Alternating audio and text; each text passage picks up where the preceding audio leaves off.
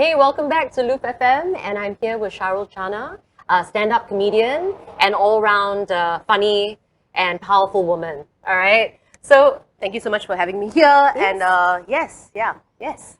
there's so much I want to ask you. Okay. Actually, one of the first questions I want to ask you is, how when things are just not funny? You know, like especially like with the last couple of years that we've had, the pandemic. Yeah, like how do you channel this into your art? So I think the thing with COVID is that everybody was in this common suffering, right? And when there's common suffering, we are all in common habits.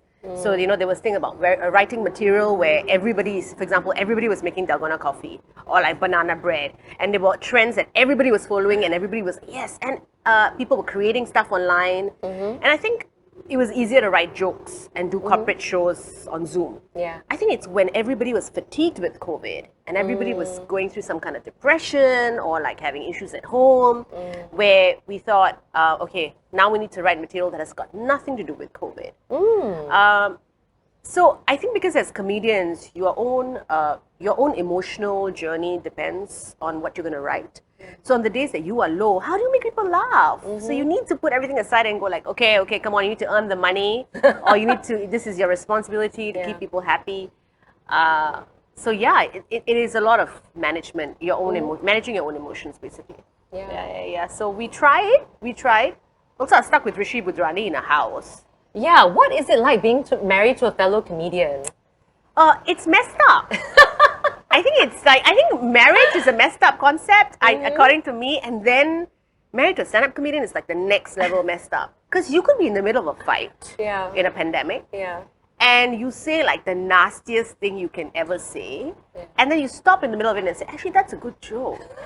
Take notes. And then he's like, but I started the insult first, so it's my joke because you. So I said, no, it's my insult was funnier.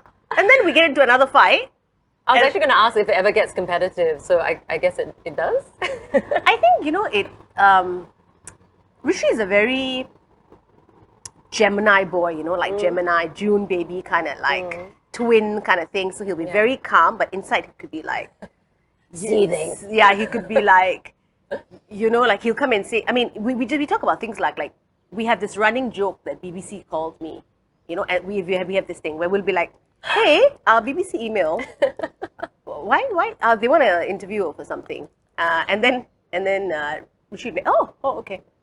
I'm like, joking. And then he does the same to me until BBC actually emailed one of us. Then I was like, no, show me the email. Oh my God, you guys manifested this. Yeah, we do stuff like this all the time to each other.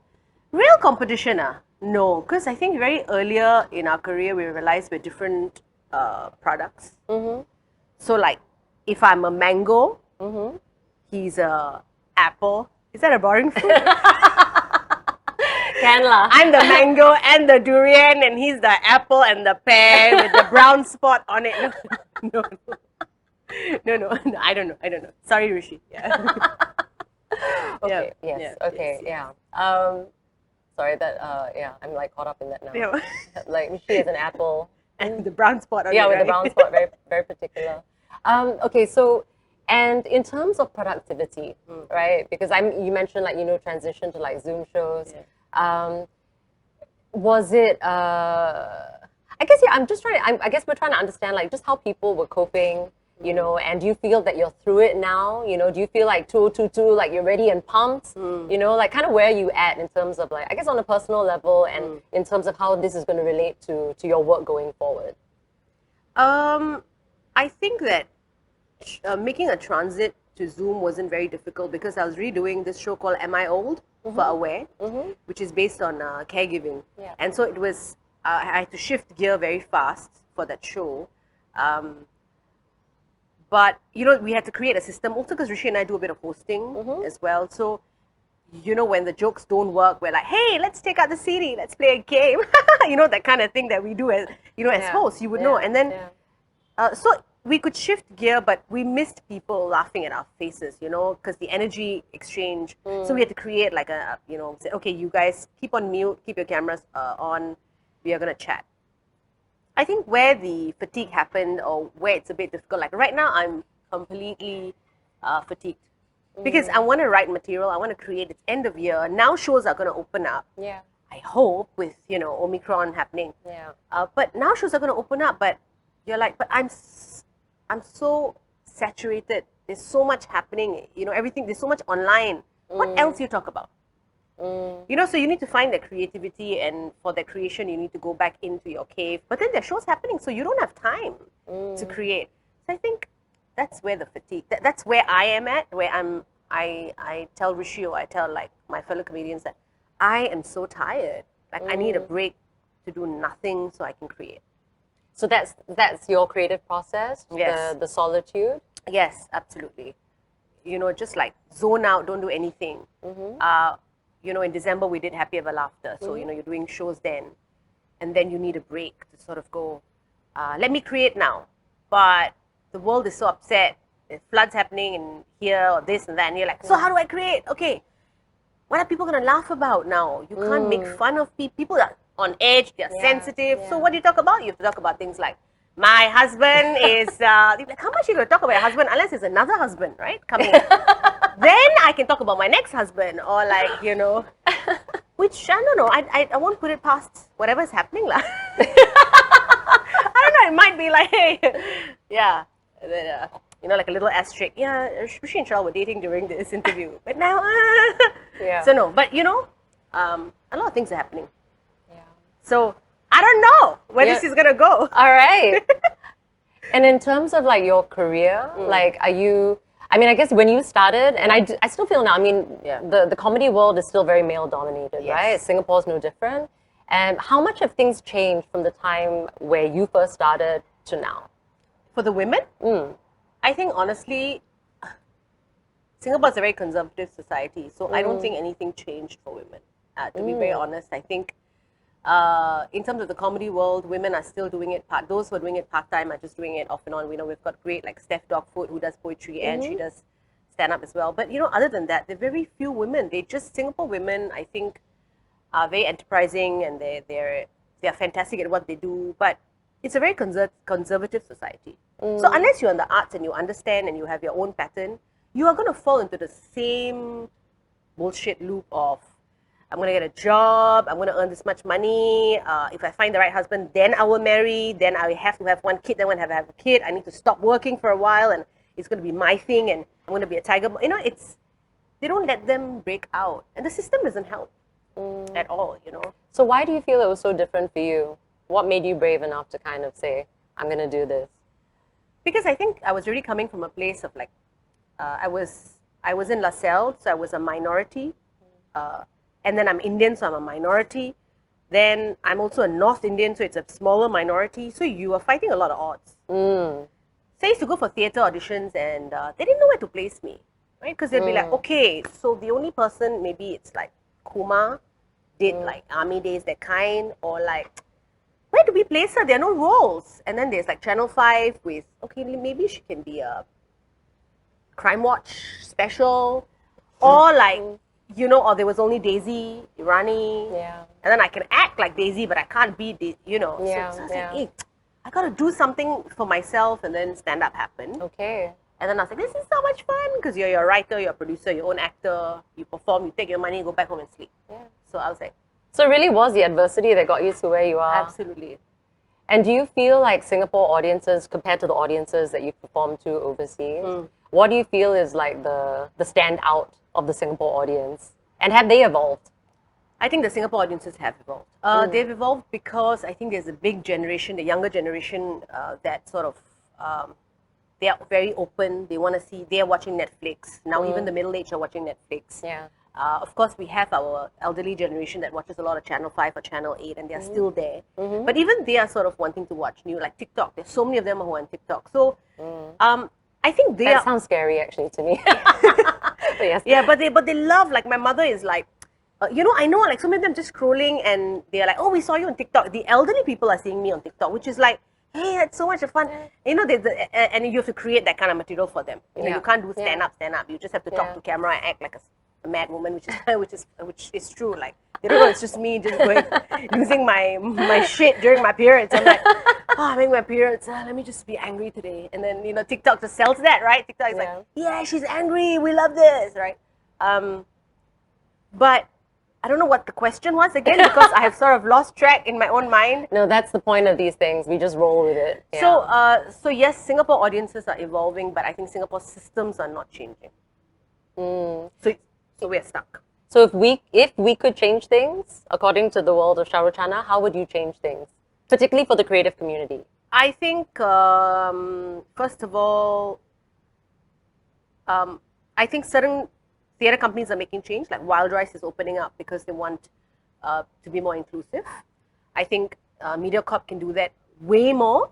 I think they could be way more inclusive and not just like let's make the Chinese, Indian, Malay happy and let's keep the like Abhi Shankar is the Indian male, right? I mean, he's a very talented guy, but they do that a lot. I think they need to open up.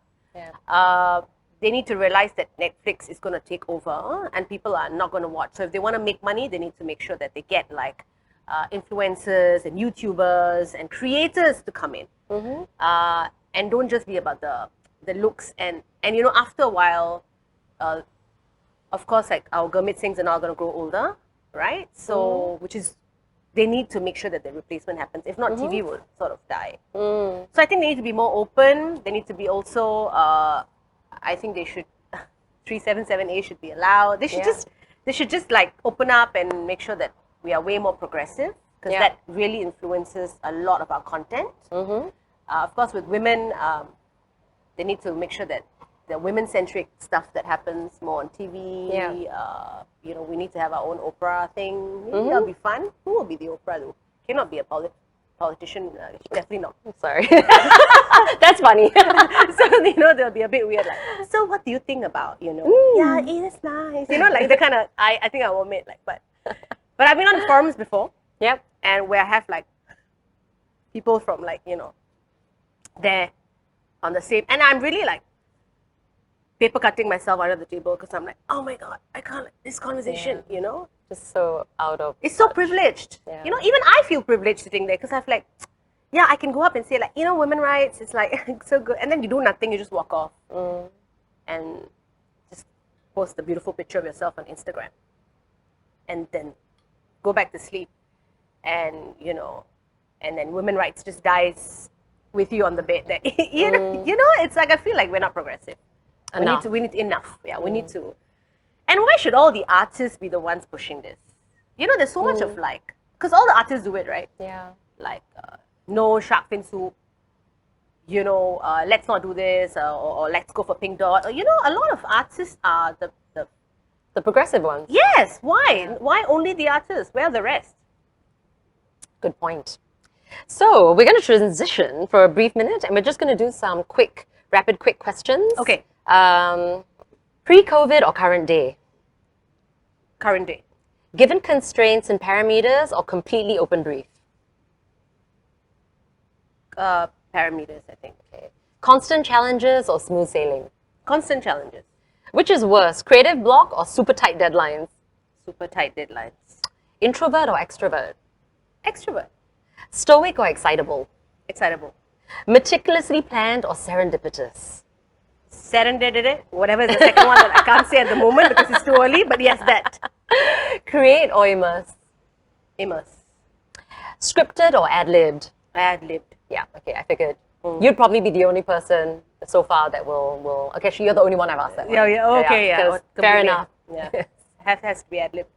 So, what do you do outside of work, outside of hanging with Rishi, to stay sane during, through all this? You mentioned like solitude. I was just curious, like, do you have like, I don't know, mindfulness practice, is it nature? What's your thing that allows you to keep doing what you do and I guess be positive through all this? The one thing I started doing during COVID is I learned pole dancing. Ooh. So I decided that if I can only do one-on-one with a trainer and I want to break out of that norm and COVID's there, we might all like not survive this. I said, then let me do something that just go out all out. Yeah. So I learned pole dancing. Amazing. So that was fun because it really helped me sort of strengthen my body and concentrate on climbing onto that pole. And Do you have a pole in the house already? Because that's like the next step. I cannot, because it's such a small. It's gonna screw up the energy of the house. You know, the chi of the house. Like, because I'm a performer, right? If I put the pole in, then I'll get customers in. You know that. You know, I can't just Start selling tickets downstairs. Yeah, like, come on, like five people, come on, no, I'll do this, come on, like, you know, and then there's so many Indian men in my condo, and it'll become a business, and then I don't know if Rishi will be okay with that, because I'll be like, come on, if I have it, you know, yes, but it's not good. Okay, no. Looks like, like a raid coming my house, The one thing, I think pole dancing is amazing. It's such an art form. There's so much strength. Yeah. But the thing I just cannot is the heels. Yes. How? Actually, they're very platformed. They're very, okay. The front part is really platform set. It's not very difficult. And they're very specific for the pole, specifically for floor work or pole, right? Okay. So because of that platform, it doesn't feel that it feels really high, but you're okay. You're Actually, safe. the heels help you climb the Alright. pole. So it's like a trick. Okay, clearly I've never done this before. No, you I'm would just love looking it. at the outfits. But you will love it, and I think you'll definitely be able to do it. It's called about you covered in bruises. Yeah, that's true. That is absolutely true. Okay, alright. But it's so much of fun when you climb the pole. There's this, that circus music, just like, and you just look up and you're like, just see, I can lie, and then you just And then start selling tickets. and then start selling tickets. Look at that, Now my mom asked me, she's like, what are you gonna do with this pole dancing thing? I said, maybe you can have Diwali parties. And then, the lazy Susan, I'll just lie down and you just put all the dishes on me. And I'll just be like, dal, roti. And she's like, it's not going to work out. I said, well, Mom, you have to let me be. It's like, okay, all right, just do it. Do it in your underwear. It's okay. Just do it. Okay, fine. Yay, she's supportive. Yeah, she's not. My parents are very open now. But I was also doing yoga, which is like, but I didn't want to start with yoga because I'm Indian, so it's such a Cliche, right? So cliche, like, yes, I just did yoga, and the Surya Namaskar really helps me. Like, I have girlfriends who tell me that, and I want to smack them because I'm like, okay, tell me something else. But it helps. Yes, it helps. It really, yoga really helps. But being Indian, that's sometimes you're like born into it, so you don't want to take it. You're like, let me try something else. Like, take ghee instead, and it makes you fat. So you So yeah, ghee is actually really good for you, by the way. It is. It's the butter people. It's a myth. Yes. So ghee is really good.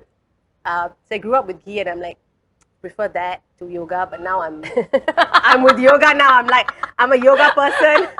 So I'm the person. I'm like, hey, babe, can you do this move? And I've become that person now, I think. Yay! I'm trying. Fantastic. Yeah. So if you had like a message to like kind of fellow creatives, for like 2022, like just anything to kind of like positive to share, maybe what's worked for you and, the wish that you have for them for the coming year?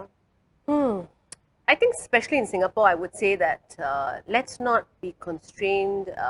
Let's not only think about the small pond, is that what I would say. I would think we've been in the small pond for so long that we need to, we're in a bubble, I think. We ourselves are in a bubble, and I think we want to break out, but sometimes, maybe financially or with the people we hang out, we tend not to break out and do anything different. And I feel that creatives, if you have the time, go and join programs overseas and come back so Singapore's art scene can evolve better, is what I would think. I mean, I feel that about myself as well. Yeah. So I always say that, stand-up comedians maybe have an opportunity to maybe even go to Malaysia and perform and come back. So we get to see a lot of things happening on a regular basis. I mean, before COVID, we were traveling everywhere. Yeah. And then you realize that, stand-up is not actually just about this. There's different types of stand-up. Yeah. And then if Singaporeans are not ready, we need to make sure that they are ready for it. Like, get them ready for it, and help them grow. So you could be the first one. Like, we have Jinx Yeo, and Jinx Yeo is very, poker face. And initially, when he first started out, people were not accepting of him. He's a Chinese boy doing this, but he's a fantastic writer. Ronnie Cheng moved. Yeah. But if Ronnie was here as well, they would have difficulty dealing with his aggression on stage. Yeah. He's a fantastic writer. So I think we have to stick on, educate, go away, learn, and come back. I think and then grow the scene. And I think it's a plus. Here. Thank you so much, Sharul. Thank you so much, Tracy. Thank you.